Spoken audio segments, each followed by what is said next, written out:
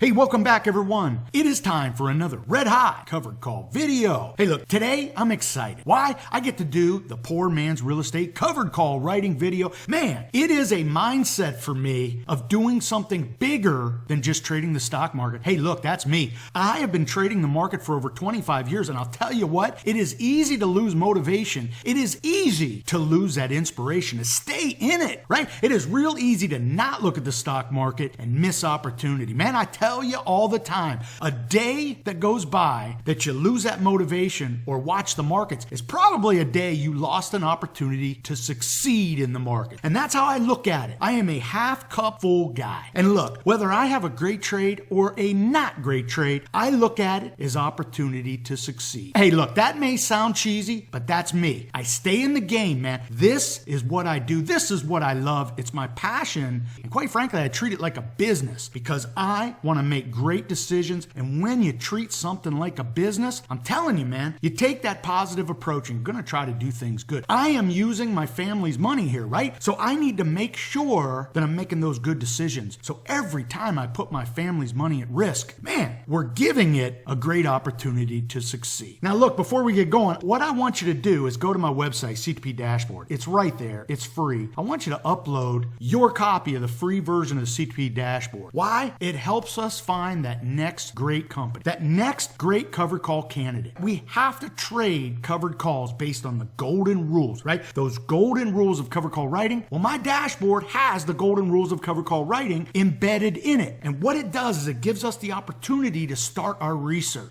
And let me say this, they are watching. Everybody out there in the greater internet world that charges services are watching. And I'll tell you why they're watching. Because it's funny, when I do a video, it doesn't take but a week before they either do a blog post or a video about the topic. I bring it to you straight talk style. If you don't like my straight talk style, hey look, I'm not that guy. I'm gonna bring it right down here where we can understand it, right? And then when we understand it, we can then feel comfortable with it, and then we go out and we'll do it. And that's the thing, man. I encourage you to do it because until then, hey, look, you're just sitting on the bench watching everybody else have success. With that said, let's move on. I absolutely want to talk about the poor man's real estate cover call writing. And what I want you to do before we get there, I want you to go to Facebook. I want you to search CTP Dashboard and follow my Facebook page. That's where we post up stuff. We're having the off YouTube discussion over on Facebook. I want you to be a part of it. Just yesterday, I had some cat say, John, could I ask you a question here? Well, of course you can. That's why I put up the CTP Dashboard Facebook page. Join us. That is the off YouTube discussion. I absolutely love going to my YouTube channel dashboard and checking out all of the views you guys are giving me. Absolutely love it. And look at this, 100% likes. I love it. Man, this video right here hit over 100 likes within 3 days. When I tell you to bang the like button, it absolutely jacks me up to get behind the mic, share my story so you might learn something. And I love it, man. You get me excited. If you like what you're hearing, I want you to subscribe to the channel. It's right there and it's free. And look, if you like this video today, bang that like button. It lets me know you like what I'm doing. And what we're doing is this. We're talking about the poor man's real estate cover call writing. Let's get to that right now. What is the poor man's real estate cover call writing? It is a mindset. And in fact, I did this video back in November 2016. So for me, this goes back years because I love coming up with little mindsets to drive me, keep me motivated so I can create my empire, right? I don't just do this to do this, right? I love picking up the crumbs, but I have this mentality of we're going to build our covered call empire. And that's how I look at it, man. I have to stay motivated. And when I tell you that I watch my own videos or listen to my own podcast, I do, because I am the most exciting guy talking covered calls that I know. I know you just rolled your eyes, but look, man, you want to stay motivated because this stock market today can absolutely rip your guts out. You know, leading into Christmas 2018 into 2019, the stock market absolutely reached in, ripped everything out. And then come January 1st, they start to move the stock market up. And by May, it goes to all-time highs. side. I mean, this is what they do. They buy it up to sell it off, to buy it up, man. You absolutely have to buy into that so you can benefit from it, right? You can write those covered calls, and as the stock falls, you buy those options back. But as Wall Street sells off the Dow or the S&P 5%, 10%, you could somewhat feel good that they're going to buy it back up. Like I've always told you, the stock market is the best place, the quickest place to make real money. So we have to have that mindset. Well, a mindset for me is if you talk to most people on the street and you ask them a simple question, when you think of wealthy people, what do you think wealthy people have and how they derive their monthly income? I'm telling you what, you might get 10 out of 10 telling you real estate, right? They buy real estate, they rent it out, they buy one, they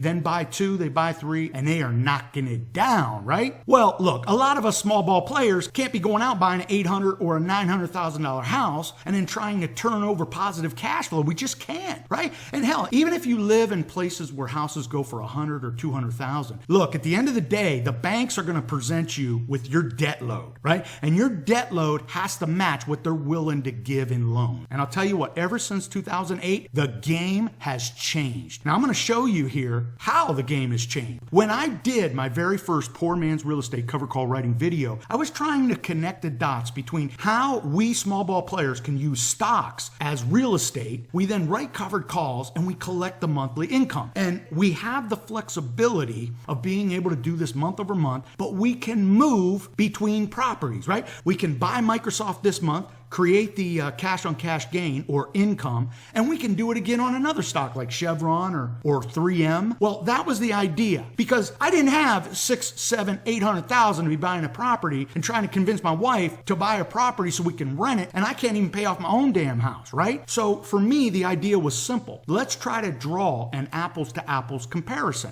Now back then when I did that video, I didn't want to step on anybody's feet, right? I know there are a gazillion of real estate investors, and hey, look, all you have to do is listen to the Saturday talk radio shows where you get all those flippers on the radio trying to sell you their services. There are millions of real estate flippers out there. I'm going to tell you right now, using covered calls is better, and it gives us more flexibility, and we could be more successful. And we don't have the leverage that's on us, right? It's on our back like a weight, right? So in my world, writing covered calls and selling cash secure puts is generating that same monthly income, but it's better. And we're going to talk about that right now. So as you can see right there, if you go to my channel, you type in Poor Man's and you'll see that I've done a couple videos on this. This is one that I did over a year ago. I love this video because I was actually going to buy a house, but I didn't have enough information on it. But later I find out what somebody paid for it and what they're charging in rent. So I came back and made that comparison between if I take that much money, knowing what the new owner is going to charge in rent, I used a great Microsoft example. And in fact, that's the weekly covered call. That's not even the monthly covered call. The weekly covered call beat it hand over fist. And that actually got me jacked up because, man, for me and my mindset, I absolutely want to look at all those real estate investors who buy those properties for rental income and just say, you know what? I do the same thing. I just look at it differently. Look, we're going to go ahead and use the idea that we're going to buy stocks instead of a property, right? We don't have all the money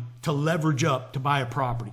And quite frankly, when you see the numbers, you're going to be surprised at the lack of monthly income you can get from buying a property. Now look, the point here is this. We're in 2019. The property values have skyrocketed. The banking requirements or the financing requirements for you to get a loan have changed to where it's almost impossible to get a loan. So the days before 2008 are gone. So if you're watching this video before 2008, you can make an argument that this is not the same. It's not an apples to apples comparison. Fast forward to 2019, the game has changed. Banks cannot loan money without them knowing they're going to get that money back. And I will tell you this, they will make you sign 90 pages of documents. It just becomes overwhelming just to buy one property. So for me, buying stocks is simple and easy. I mean, you open up an online brokerage account, you deposit some bucks, and you literally buy your first stock, and now you write a covered call, you do what we do, you sell it, or they take your shares from you, you are left with the difference. You do this time and time again, man, you can see how writing covered calls becomes less stressful and less leveraged, okay? Because, man, that is the key word. We are going to be leveraged when we buy a house. Now, look, I think everybody understands this. When you buy that property and you rent it for rental rental income, you're going to get a steady month over month over month rental income. Now, with covered call writing, it can go the same way. We can write that 30-day covered call, do it every single month, and you can pretty much mimic the rental income investment. But here's the thing with covered call writing, and this is the thing that absolutely starts to separate it from real estate investing. With covered call writing, we can write a covered call, and depending on where the trade goes, we can buy it back. We can then write another covered call on the same stock in the same month, and maybe even buy that back. I have done this where I have used a stock, I've told you many times with Bristol Myers, where I did this 3 times in a month, knocking down 3 times the rental income in 1 month. So if you're willing to be a little more active, right, you can actually turn this over quicker. So you can actually generate more. So this graphic right here shows that with rental income, you get that money per month, but with covered call writing and cash secure put selling, you could take that same money and generate monthly returns, and the monthly returns can be variable. They can be higher. Say, for example, this house right here, I'm making cash flow of $100. That's cash flow of $100 for the life of the term, unless somebody moves out and I want to raise the rent.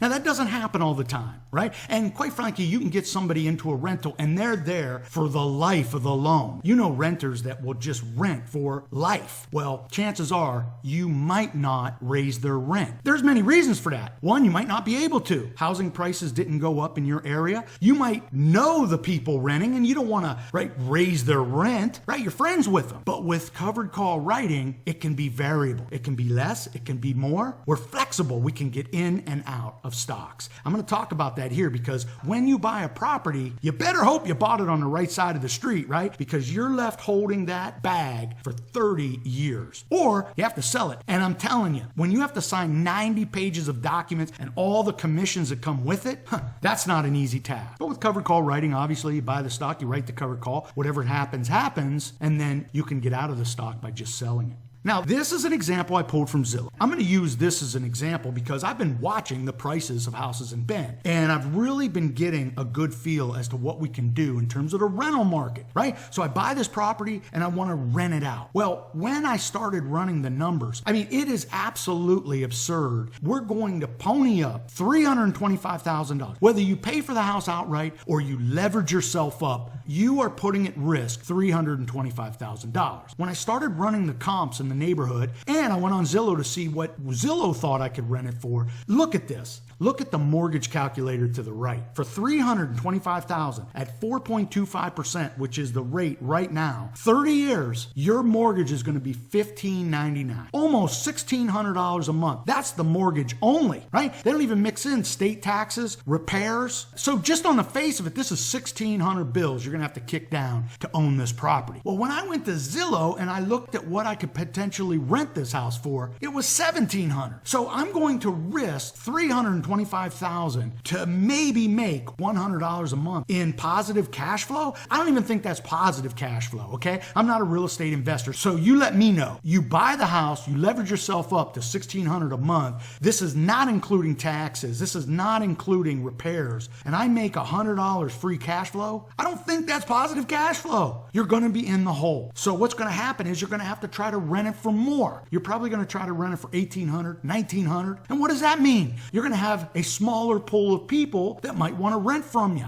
And then what happens if you have problem people moving in? What I'm going to try to do here is make a comparison. So the comparison is this, okay? Give me a little bit of runway here. If I buy that house, if I buy this house for $325,000 and I'm going to leverage myself up, I'm probably going to have to put a down payment of 10%. So that's about $32,000, right? So we're going to use $32,000 from my account. We're going to try to generate the same income profit that we would with this house. So again, what I'm using here is the down payment that you would have to pony up. I understand that it's $325,000. You're leveraging up. You don't actually pay $325,000. But in this case, you would pony up $32,000. So let's use that same $32,000 to see if I can generate over $100 a month, okay? So of course, we're going to use UDOW. And I love UDOW because we are tracking the Dow. Now, UDOW is a 3x leveraged ETF. And most of you are screaming, no, not UDOW. Well, look, for me, UDOW tracks the Dow. And UDOW gives us an opportunity to play the Dow. So if I'm watching the Dow go up and down, I can see it trading in a trading range. But I want a little volatility here. I want to spice this up. So for me, and I'm not making any recommendations or predictions, for me, I'm going to use UDOW. And in this case, using about $36,000, I'm able to buy about 400 shares of UDOW. I did this in a very measured way. But what I did was I bought 100 here, 100 there, wrote a covered call here, wrote a covered call there, bought back some shares, wrote it again. So what I'm trying to do is mimic the 30-day rental income cash flow. So what I'm showing you right here are some recent UDOW trades. And what I want you to focus on is the far right, okay? I'm going to show you in the next slide a breakdown of my UDOW trades, but look on the far right. And also notice down the middle, I've had my shares taken away every time. That's one of the things, that's one of the biggest hurdles new cover call writers have to get over. The fact that they might have their shares taken away. It's a good thing. You made max profit, we collect the money, we move on. Hey, that's a different topic. But notice here in 2 months how I've played these 400 shares of UDOW. And I don't know about you, but that looks like more than $200, right? Let's go ahead and look a little deeper into these UDOW trades. So now I'm well documented on these UDOW trades. These are not numbers I just pulled out of nowhere. At the beginning of this year, I used UDOW and I did 2 videos back to back on how I was knocking it down using UDOW. Well, here's how I would do that. Focus on the top part. Notice the very first line. In February, I bought 100 shares of UDOW at $75.77. I wrote the 1 month covered call, picking up $2.20. We get a little bit of stock appreciation with that $82 out of the money strike. That's a total of $8.43 in premium and stock appreciation. $843 for that one trade. That is $7,500 being risked. Remember what I told you? When I buy that house for $325,000, I'm going to have to put $32,000 in the bank's hands to even buy it, right? So now look at the next 3 trades, because in February, I bought 400 shares of UDOW and I did this same exact strategy. So the first one gets me $843. The second trade on 100 shares got me $700. The third trade got me $527. And the fourth trade nets me $381. So with that said, that is just February. Look what I did in March. I even wrote a cash secure putting up about $9,500, and I end up knocking down $1.19 playing the market. Remember I talked about how we can do this multiple times in a month, whereas with rental property, you're pretty much stuck. Well, that's how I do it. And that's just a 2 to 3 month window of UDOW.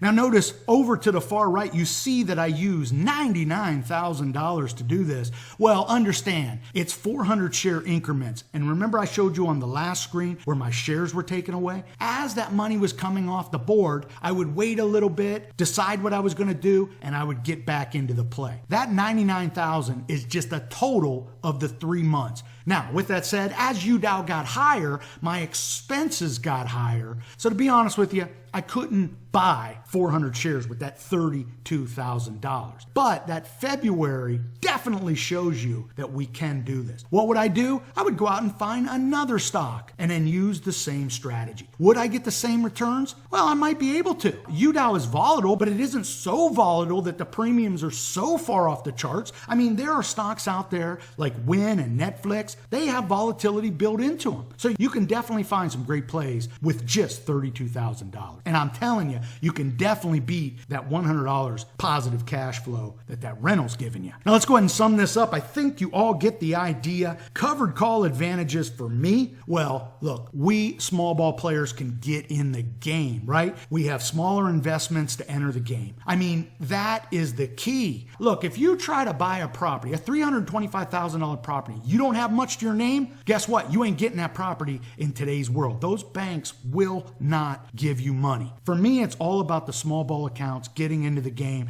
so you can start to get the experience. This is one thing that I mentioned in those older videos.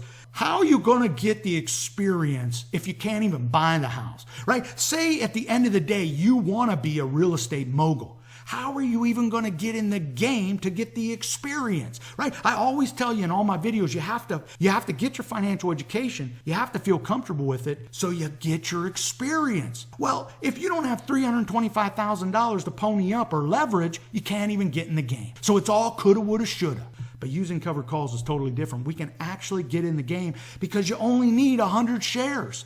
Right? I showed you an example of using $32,000, but all you need is 100 shares. You could actually go out and buy 100 shares of a stock, of an optionable stock, and then write your first covered call. And you slowly build your way up, and you can slowly build your bankroll up. Now, another advantage is flexibility. I mentioned this earlier. Look, if you buy a property on the wrong side of the street, you may not be stuck in that house and you can clearly sell it. But if you don't understand the fees and commissions that brokers get when they broker real estate deals, you better do your research. They are knocking down percentage gains on the property value, the financing of the property. You are going to kick down a lot of money doing inspections. And then if you tried to sold the property because you feel overwhelmed or you just can't do it, hey, the new buyer might come in and say, look, we're not buying that house until you fix that porch or you fix this problem or that problem. It could become a money pit. So for me, we get flexibility with covered call writing because I can buy the stock, and if it doesn't work out, we lick our wounds, we move on to the next great covered call candidate. Look, if I buy Nike today, write the covered call on it, and that Nike trade turns out to be one that I don't want to be a part of, I can go find another stock for the next month, and we do it time and time again. Let's talk about that real estate side. I'll tell you what, these are issues you just don't have with covered call writing.